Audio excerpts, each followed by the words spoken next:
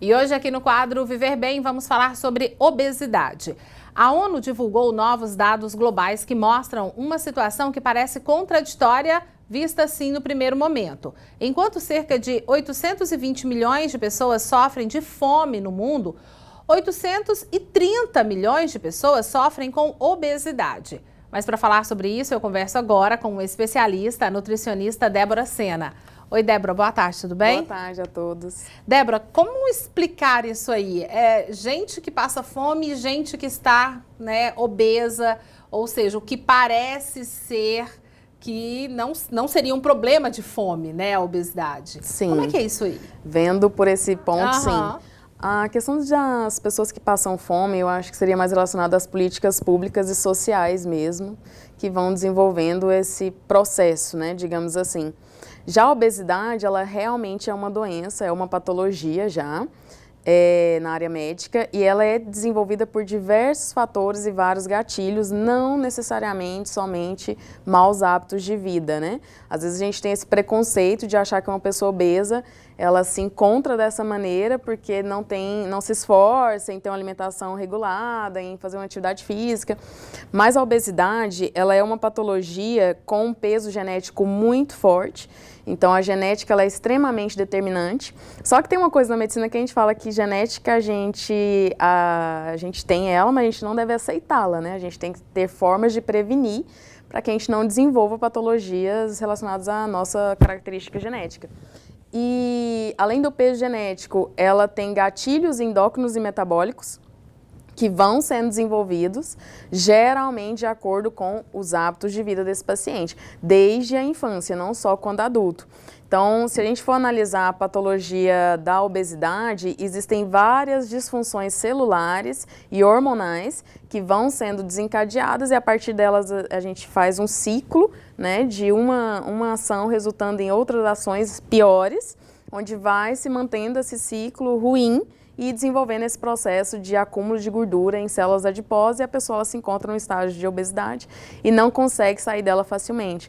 Tanto é que eu, como nutricionista, não consigo tratar um paciente obeso sozinha. Eu tenho que ter uma atuação médica, principalmente um médico ou endócrino ou especialista nisso, junto, porque tem que ter uma intervenção médica para que haja o tratamento. A gente não consegue tratar esses pacientes somente com dietas, porque envolvem desordens hormonais e metabólicas muito mais profundas que só uma alimentação não vai adiantar.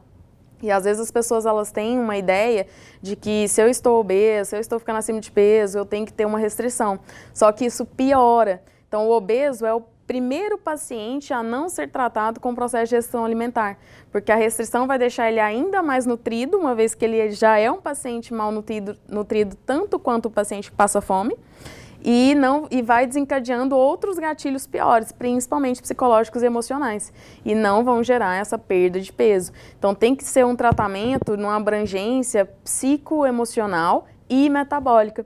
Por isso que o nutricionista ele não consegue fazer isso sozinho no paciente obeso. Então tem que ser uma equipe mesmo, com um médico, um psicólogo, para que a gente vá tratando esse paciente e vá melhorando essa eficiência celular, Então, não é só a questão da comida, Às vezes a pessoa fala, nossa, mas ele tá comendo demais. Não é só essa parte comportamental. Isso, Não é só ali a questão do tamanho do prato comendo demais. Com certeza não. Entra muito essa questão emocional. Demais. Inclusive o fato de uma pessoa obesa estar comendo demais já é uma disfunção hormonal. Nosso organismo tem um hormônio que chama leptina, que é um hormônio que regula essa questão da saciedade. Então, nosso cérebro, conforme a gente faz nossas refeições, a gente tem essa concentração de leptina aumentada para você ter saciedade e parar de comer. No paciente obeso, a concentração da leptina no sangue ela é mínima. Ela quase não existe. Essa leptina ela fica concentrada no tecido adiposo.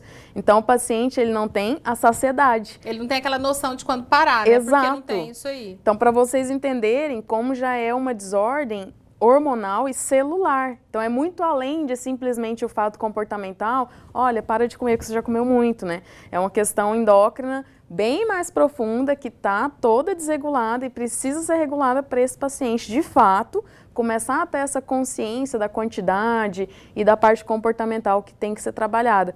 Por isso que o paciente obeso ele é tão criterioso, o atendimento e o tratamento com ele, e não só essa parte social, de as pessoas acharem que é por preguiça, por comodismo, ou falta ali mesmo de atitude em mudar. E muita gente acaba optando por métodos que eles consideram mais rápido, por exemplo, uma cirurgia, né, para poder ali já, não, eu quero resolver isso aqui rapidinho.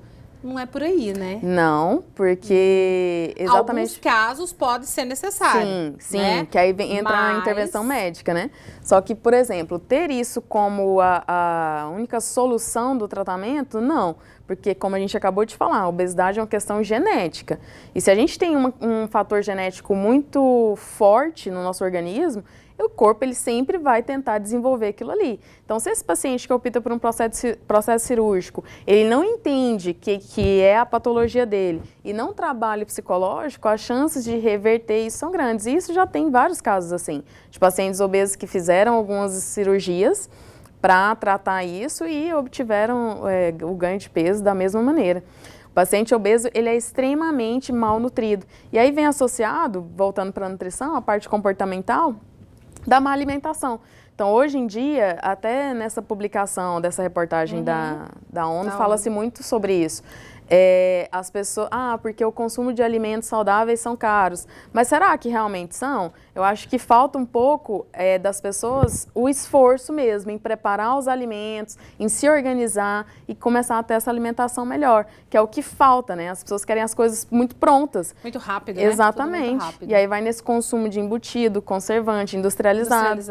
Ao invés de ir na feira preparar o próprio alimento, que não é caro, é tão barato quanto, né? Só que tem que se organizar e tem que ter essa força de vontade em fazer isso daí.